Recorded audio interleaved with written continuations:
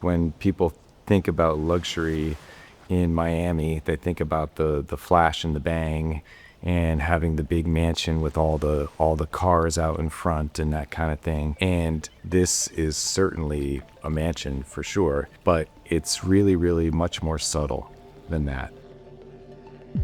It's really kind of a unique thing where you're not just displaying everything for people to see, but it has it all.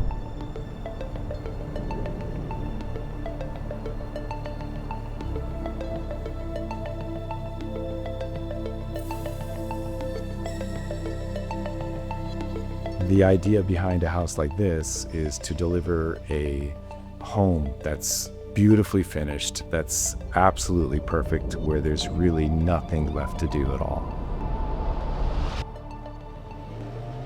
It was trying to fill that space in the market where almost no homes existed that were of this size and this kind of quality, that were totally finished, that you could just kind of come in and buy and move right in.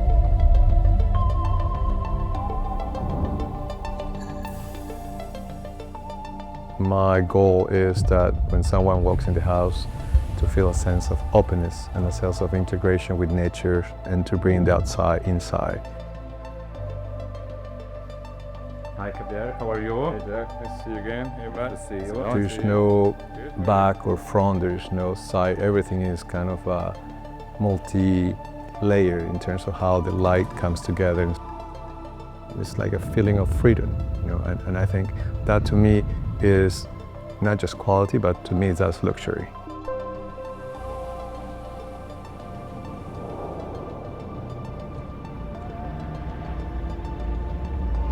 From the street, it doesn't look like a huge mansion, but when you get inside, it's actually extremely large. It's over 10,000 square feet, which is huge for the Venetian islands.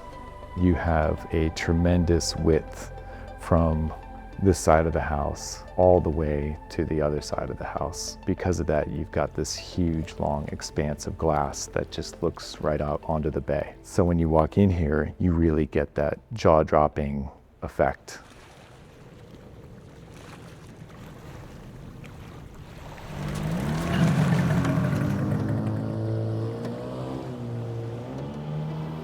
The favorite part of the house,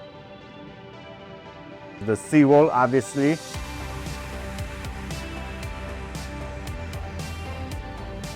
According to FEMA guidelines, in flat areas, you're supposed to have your property elevated 14.5 feet above the sea level, and the view is much better as well.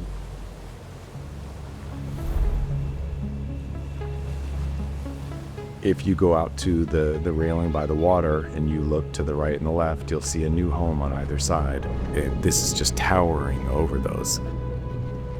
The house that was here before did have a very, very large waterfront deck, which would not be allowed if you were to design a house and build it now. But we were able to get that grandfathered in to the new build. Most of the time with these understory homes, you go up and you've got all this space under there, and then you go back down to the backyard. But here, everything is built at the elevated level all the way out to the water. And because of that, you have this infinity surface of your living room going to your pool deck, going to the knife edge pool, to this extended deck, which is much bigger than you could typically get, and you get all this space in the back. In this project, I wanted to explore the idea of carving light into the void. So this light was designed for the space, creating this linearity and also sort of bringing different hues of colors and textures to the space. I think it's about the balance between the darkness, lightness, and this chiaroscuro that I can get here. It was very important to us to achieve that balance between luxury and restraint. I wanted to have a very simple design, but yet rich in terms of how I have every detail, materials that come together in this house. So the overall beige, limestone, and plaster colors are kind of what it gives unity to the space. But then there are rooms or spaces that I wanted to bring more dramatic, like at the kitchen, we have these Italian marbles, or the bathrooms.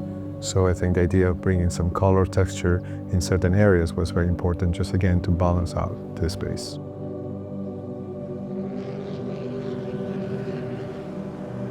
So in New York, we do more like a commercial projects, historic buildings, we build new schools. So this one is more like my passion. High-end is all about the details. If you're building luxury house, you cannot really compromise the high-end product with cheaper material in one bathroom. It has to be perfect. Every little edge is perfect in here. It's really one of one. You're up so high that nobody can see in, but you've got windows everywhere and you can see out. The Venetian Causeway is really the nicest of the three connectors from Miami Beach to Miami. You're really kind of in this beautiful, scenic, quiet neighborhood right on the bay. You can get to the design district in 10 minutes.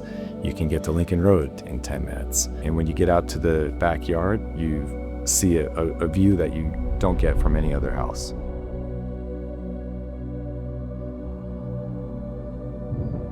Doing architecture to me is about working with time, understanding that time is crucial for us to be able to mature an idea and to be able to achieve that goal.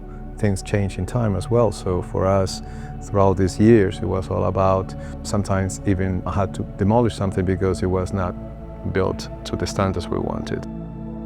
I've been working with this house for over 5 years, so it's really, really nice to see the final product even nicer and more spectacular than we had first envisioned. You know, the look on everybody's face is the same. They see the view and they see how high up you are and how beautiful the living room is and everything tied in together, and it's just like, wow. Just to see that over and over again from everybody who comes in here really shows you how spectacular it is.